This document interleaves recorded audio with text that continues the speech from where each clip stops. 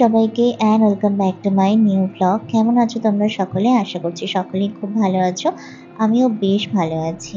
সেই দিন ছিল চতুর্থী, আর আমরা চলে গিয়েছিলাম হলো ১০০ ফিট উঁচু যে প্রতিমা হয়েছে সেই প্রতিমা দেখার উদ্দেশ্যে।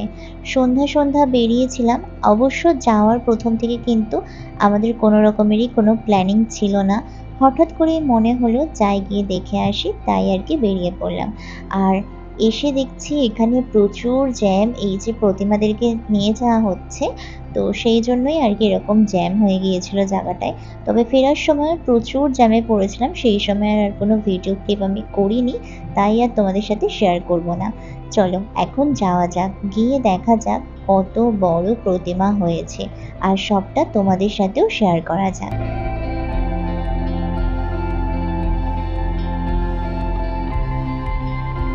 আমি শুনেছি রানাঘাটের দিকেও নাকি একটা বিশাল বড় প্রতিমা তৈরি হচ্ছিল, কিন্তু সেই প্রতিমার কাজ নাকি মাঝ রাস্তায় বন্ধ করে দিয়েছে। সত্যি বলতে সেইখানকার মানুষের কতটা মন খারাপ হয়েছে সেটা কিন্তু আমরা একেবারে যে বুঝতে পারছি না তা কিন্তু নয়। আসলে কোথাও কোনো কিছু হওয়ার কথা থাকলে সেই এলাকার মানুষজনের কিন্তু একটা আলাদাই উত্তেজনা থাকে। সেই উত্তেজনাটা যখন নষ্ট হয়ে যায় সেটার দুঃখ কিন্তু পুরোই অন্য রকমের হয়। দেখো এখন আমরা চলে এসেছি ৭৫-এ ১০০ এই প্যান্ডেলটা দেখার জন্য, আর এই ক্লাবটার নাম ছিল শহীদ কলোনি। তো এখন হলো ভিতরে ঢুকে যাচ্ছি। আজকে যেহেতু চতুর্থী, তো সেহেতু সেরকম একটা ভিড় না হলেও একেবারে যে কম ভিড় তাও কিন্তু নয়। আমরা ঢোকার সময় ফাঁকায় ঢুকে গেলেও পরবর্তীকালে আমরা যখন বেরোচ্ছিলাম ঠাকুর দেখে, তখন কিন্তু দেখলাম যে বেশ লাইন পড়ে গিয়েছিল। আর এখন চলো ভেতরের দিকে যাওয়া যাক।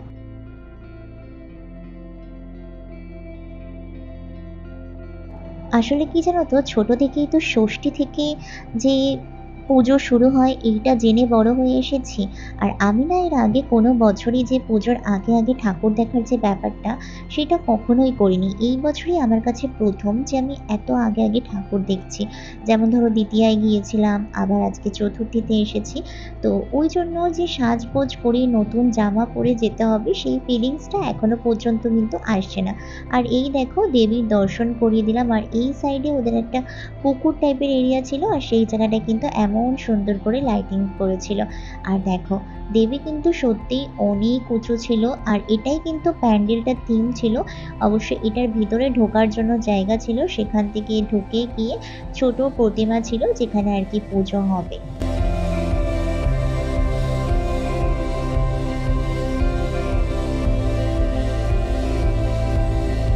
সত্যি বলতে একটা কথা যে আছে না, বাঙালির হুজুক রাগে না, সত্যিই সেই জিনিসটা এই পুজোর সময় কিন্তু ভালো মতো উপলব্ধি করা যায়।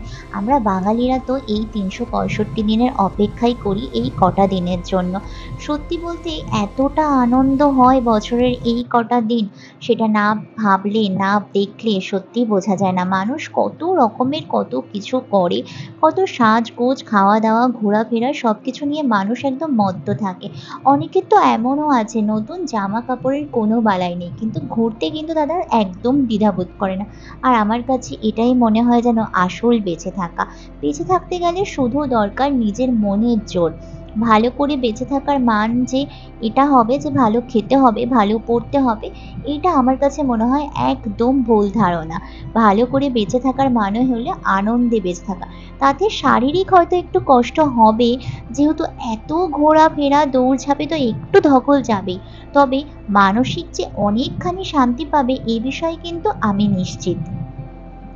দেখো এখন তো ঠাকুর সব দেখা হয়ে গিয়েছে, আর এইবারে চলে যাব কিন্তু বাড়ির দিকে। তো এই ছিল আমার আজকের একটা ছোট্ট ভিডিও, তোমাদের সাথে শেয়ার করলাম। আশা করছি তোমাদের আজকে আমার ভিডিওটা খুব ভালো লেগেছে। ভিডিওটা ভালো লাগলে প্লিজ একটা লাইক করে দেবেন, আমার চ্যানেলটাকে অবশ্যই করে সাবস্ক্রাইব করবে। দেখা হবে পরের কোনো ভিডিওতে। তো চলো আজকের মতো টাটা।